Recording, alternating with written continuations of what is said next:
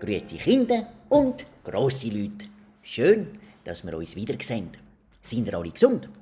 Ich hoff's.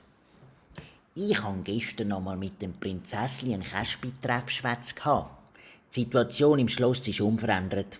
Der Giacomo ist immer noch krank. Er hustet ein bisschen. Aber sonst ist es etwa gleich wie vorgestern. Und Sido Schleierli hat ein bisschen Mühe mit der Mathematik aufzugeben. Hat er ein bisschen helfen. Sie hat dafür ein paar gute Ideen für mein Tagebuch, das ich noch schreiben für heute. Da kommt mir doch einfach überhaupt nichts in den Sinn zum Schreiben. Ich finde Käspi-Treffeln viel lustiger. Und wisst ihr was? Gestern wollte ich mit dem Akku im Tülersee Käspi treffeln, aber es hat nicht geklappt. Ich probiere es jetzt gerade nochmal. Dieses Funknetz ist zurzeit nicht in Betrieb. Bitte entschuldigen Sie die Unannehmlichkeiten. Ihr Swissnetz wünscht Ihnen einen wundervollen Tag. Gottfriedli, blasen doch mir in die Schuhe. Machen lieber Fürsche mit Reparieren. Aber jetzt habe ich eine Idee. Ich rufe mal beim Rott an. Der wohnt ja dort ganz in der Nähe. Hi, hi. Wer ist da? Bist es du, Kasperli? Ja klar. Hey, hey, Rott. Wie geht's denn dir, du alter Wikinger? Du bist es doch. Ich sehe dich nicht so gut. Ja, warte, ich mache ein bisschen heller. Dann haben wir also genug Strom. Norweger haben immer genug Strom. Uns geht's prima. Das heisst, mein Vetter, der Orgelbauer ist, wie unser Grossvater, muss jetzt Homeoffice machen. Also von daheim aus arbeiten. Er hat alle Orgelpfeifen aus der Werkstatt heimgenommen und tut sie putzen, sortieren, stimmen und nummerieren. Aber die Kinder gehen bei euch auch nicht in die Schule, oder? Nein. Und das gibt dann etwa einmal ziemlich Krach. Sie machen immer wieder ein Durcheinander und einen Lärm, weil sie in alle die Pfeifen reinblasen. Und das gibt eine grässliche Katzenmusik. Und die Mutter von der Kind muss den ganzen Tag Runenschriften transkribieren und digitalisieren. Hä? Was ist denn das?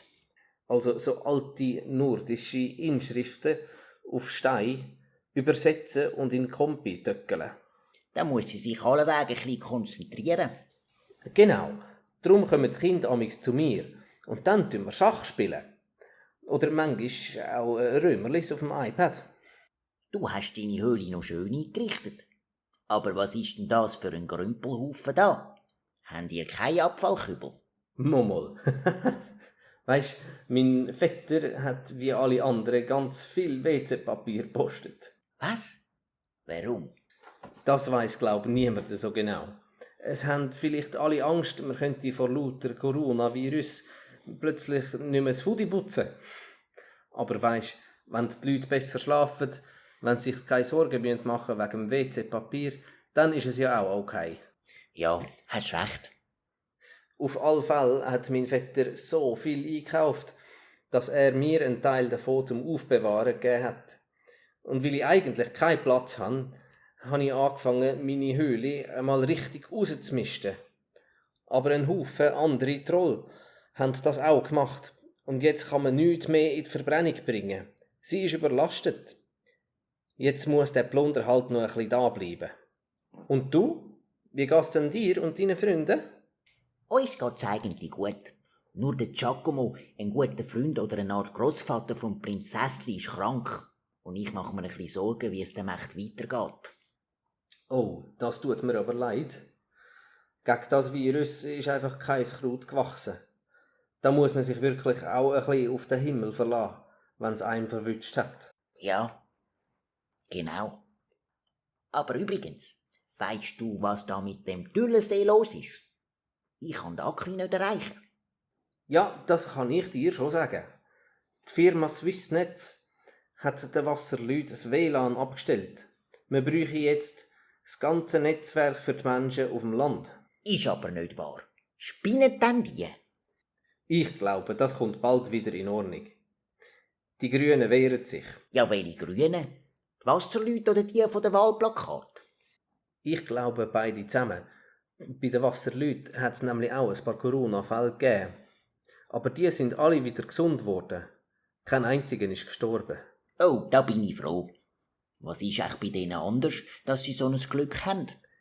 Ich habe einmal gehört, sie haben ganz einen besonderen gescheiten Medizinmann, der weit berühmt ist. Ist wahr? Das ist aber sehr interessant.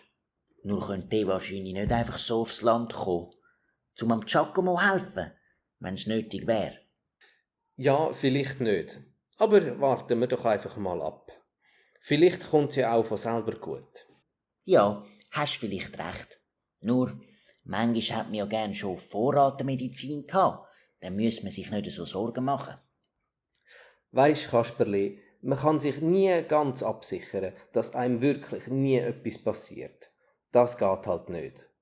Man kann nur probieren, sich ganz fest vorzustellen, dass es etwas gibt, wo schon schaut, dass es gut rauskommt. Und wenn man das Vertrauen hat, dann geratet einem viel mehr im Leben, als man gedacht hat. Wow, du kannst dann gescheite Sachen sagen. Meinst du mit dem, der liebe Gott? Man kann dem so sagen.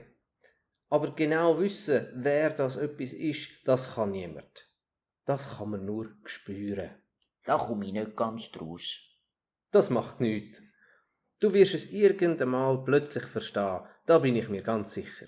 Meinst du? Vielleicht kommt mir dann wieder in den Sinn, was du mir jetzt gerade erzählt hast. Das würde mich natürlich freuen. Und es wäre auch schön, wenn wir wieder mal schwätzen zusammen. Und noch viel besser wär's, wenn wir dich wieder mal richtig besuchen könnten. Im Sommer vielleicht. Das wäre ganz toll. Aber jetzt musst du allweg wieder an die Aufzüge gehen, gell? Ja, jetzt muss ich noch das blöde Tagebuch fertig schreiben. Kannst ja vielleicht über unseren Schwätz schreiben. Oh, das ist schwierig. Aber vielleicht probiere ich's. Klar, probieren geht über studieren. Dann mach's gut und bis bald. Hadebra. Hadebra, lieber Rot. Und auch Hadebra, ihr alle, die uns zugeschaut und zugelost habt. Bis bald.